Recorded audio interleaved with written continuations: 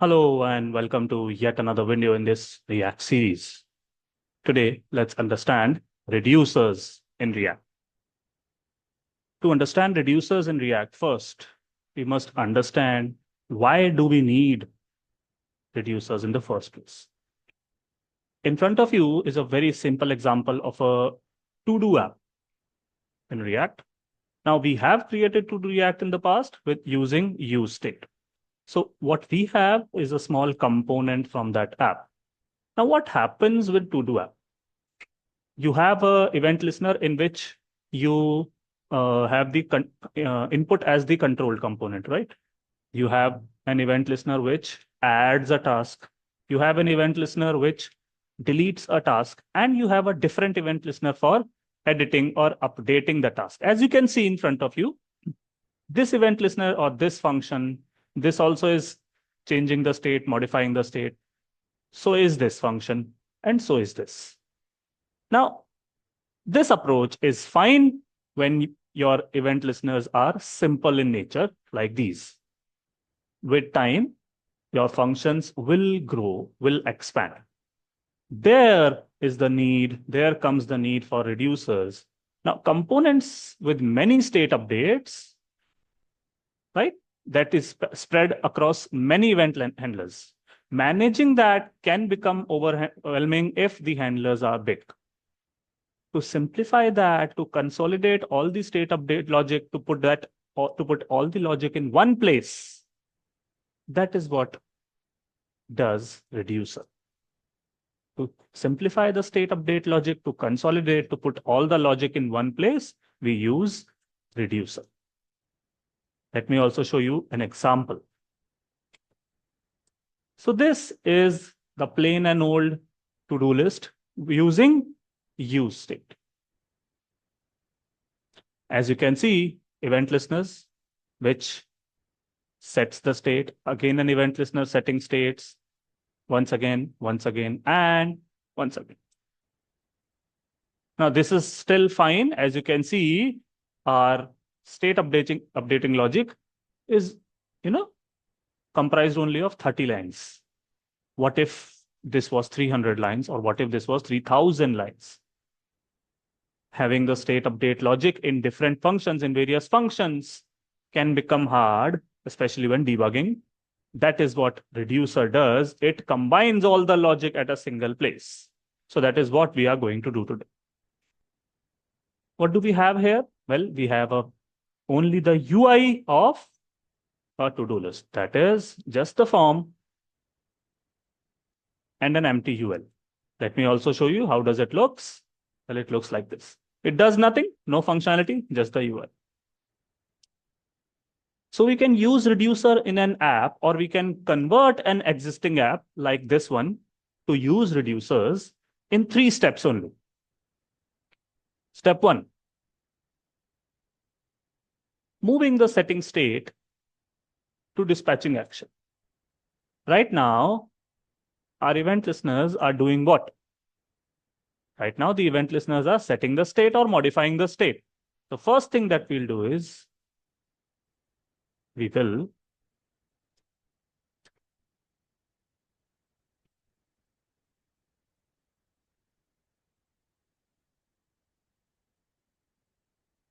change this setting of state to dispatching an action. I'll tell you about what dispatch is, what an action is. First, let me change the code.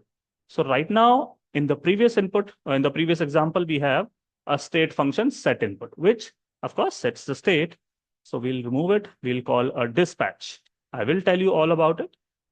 Now, dispatch takes one argument, that is an object. That object is known as an action. Oops. That action can have a key called type, in which you put a string. Now, the dispatch does not changes the state. It only tells React what to do. It does not do it. It only instructs the React that this is what you have to do. What exactly to do, that is what we share with type. So if I write in set input, that is, I'm only instructing React that Okay, you set the input. You make the input controlled. This handle change itself won't do that. And I'm passing in a second argument, a second key called payload.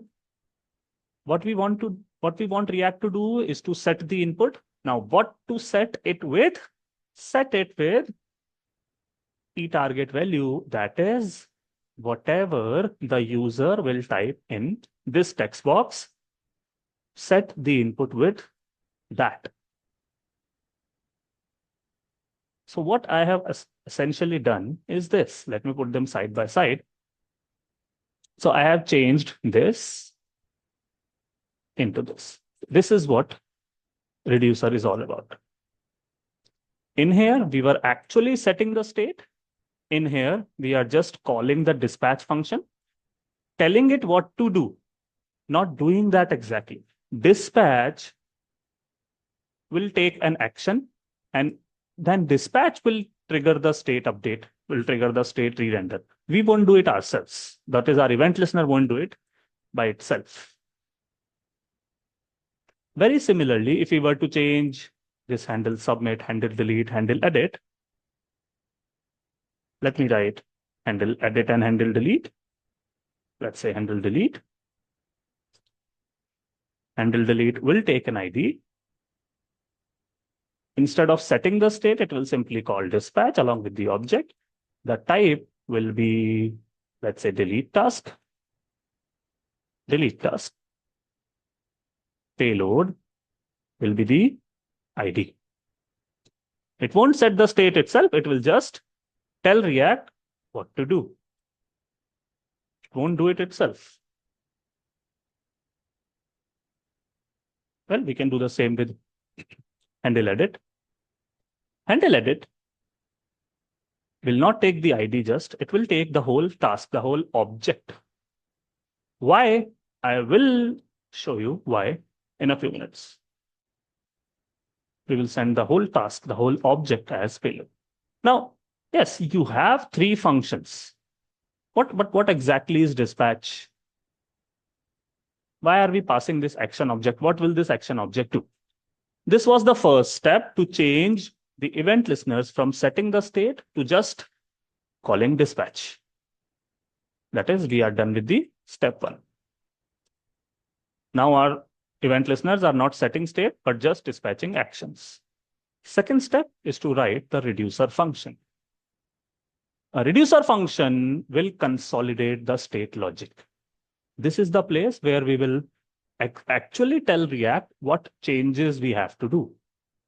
This function will take two arguments, the current state and the action object that was passed by dispatch. So we have to write. One more thing. With useState, the event listeners were inside our component because they were handling these variables. With reducer, the reducer function, one which changes the state, can be outside your component. That is, the component re-rendering will have no effect whatsoever on your function. The function will not re-render if the component does. That's another advantage of using useReducer. Let's call it task reducer. You can call it whatever you want. As mentioned, it will take two arguments, the current state object and the action object. Now, what is the current state object? We don't have any object yet. We don't have any state variables yet. Again, with useState, the state variables were inside the component. With useReducer, the state, the initial state, that too can be outside the state variable, outside the component. Let's call it initial state. Again, you can call it whatever you want. For a to-do list, what state variables we want? We want a string. Let's call it input. We want an array. Let's call it tasks. When we'll delete and edit, we will need two flags as well. Let's call the first is editing, and right now we are not editing, so let's set it to false. We will need the ID of the task that we are editing, so we'll store that in edit ID. Currently, it will have nothing, null. This object is what will be passed as the first argument to the task reducer.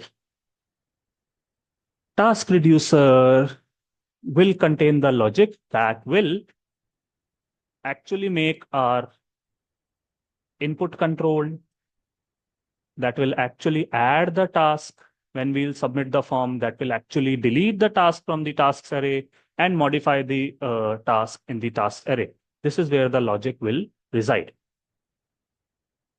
Inside task reducer, we can either use if else, we can use switch. Of course, for readability purpose, switch is a much better approach. What are we actually switching? We will be switching the action types. That is, switch the action type. If the action type is set input, then we'll actually change the state somehow.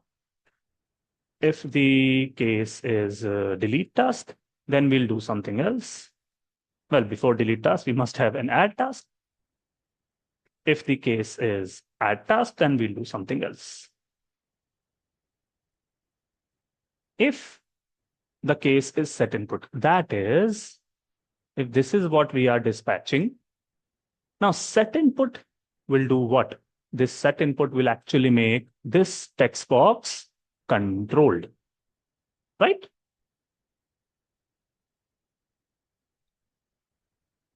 Whatever may the case be, the reducer function always returns the new value of this state object. That is, from all the cases, we have to return the new value of state. We have to return an object. So what we'll do in this, we'll simply do this. Whatever the state is, first we'll spread out all the variables. Then in the input, we will put. Now, along with type, we also had a payload. In the payload were the keystrokes that the user pressed. That is what we want to put in the state variable. So we will say whatever the action payload has, put it in the input, hence populating the input. If we go down to the input, to the text box, now to actually make it controlled, we need two attributes, right? If you remember, we need a value and we need the on change. On change will simply call this function.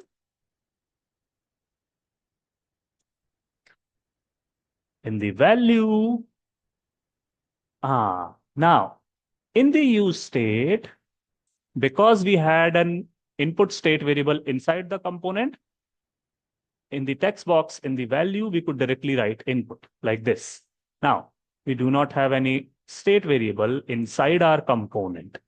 As you can see, inside our component, we don't have any state variables. What to write in this? That brings me to the third step. So we have written the reducer function, although not completely. I will complete it, but this is what reducer function does. That is exactly what we have written.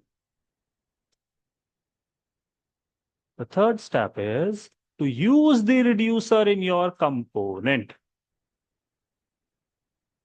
Now, this is very similar to using useState. Inside our component, before all the event listeners, the structure, the signature is very much similar to useState. Let's use useReducer. useReducer is imported from React 2. Now, useReducer will take two arguments, the reducer function, which in our case is task reducer, and the initial state, which we have initialized by the name initial state only. So useReducer will take two arguments and will return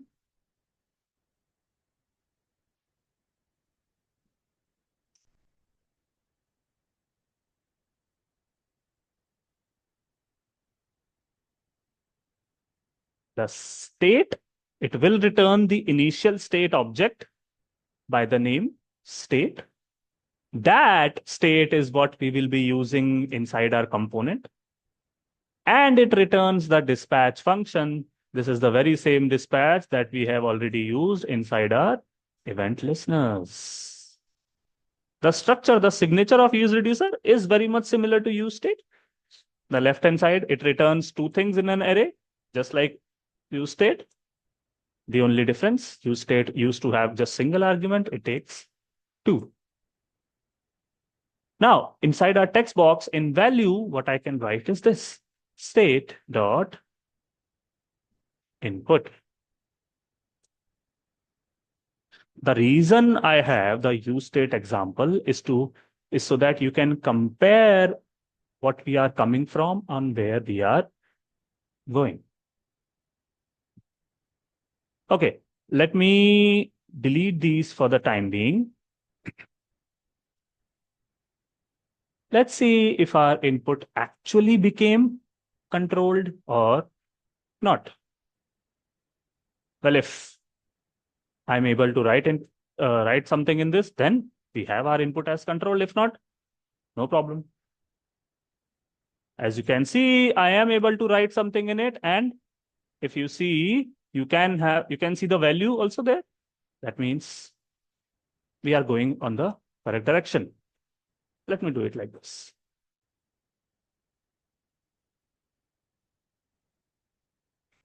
So our input is controlled. Of course, the next step the user will do after writing something in this is they will click on the Add Task button.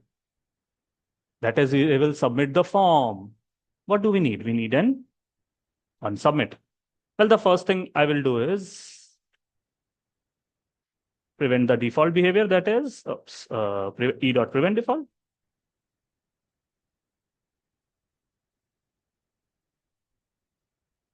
After this, let me call an event listener handle submit.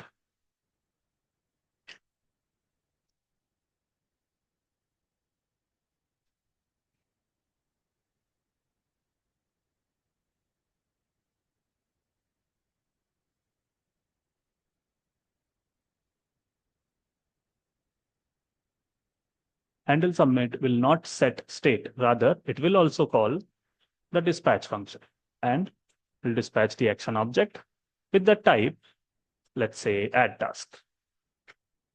I'm not sending any payload with this. Let me show you why.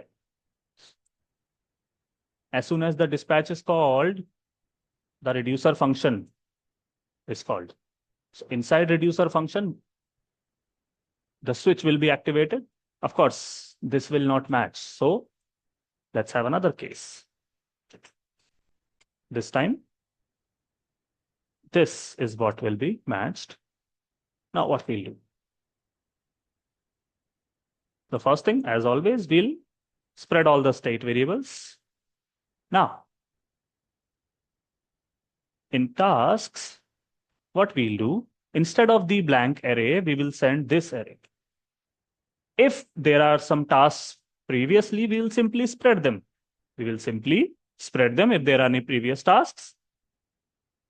And we will add this learn HTML into this array in the form of an object. Now, this is something that we have already done with the useState. So let me create the object. That object will have two keys only, ID and the text. ID will, of course, have the unique value coming from date.now. And the text, we will have whatever the user have written in the text box.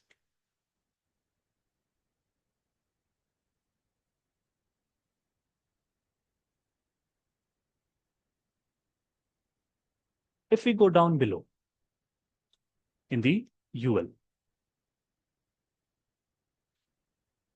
what we can simply do in the UL, we can simply map out the tasks array.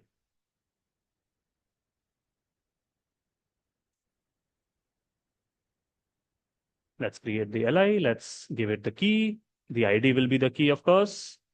And obj.text. Nothing new, right? Let me put the Tailwinds classes. Let me copy those. That has nothing to do with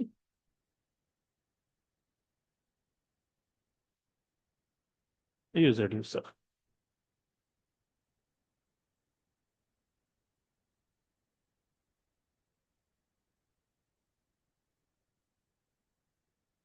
Sorry, it should be coming here. Okay, so let me do this. Now, what I have done this. There you go. Nothing fancy. The thing that I want you to take away from this is, if I can maximize this, the change in our approach with useReducer. The first thing that I did was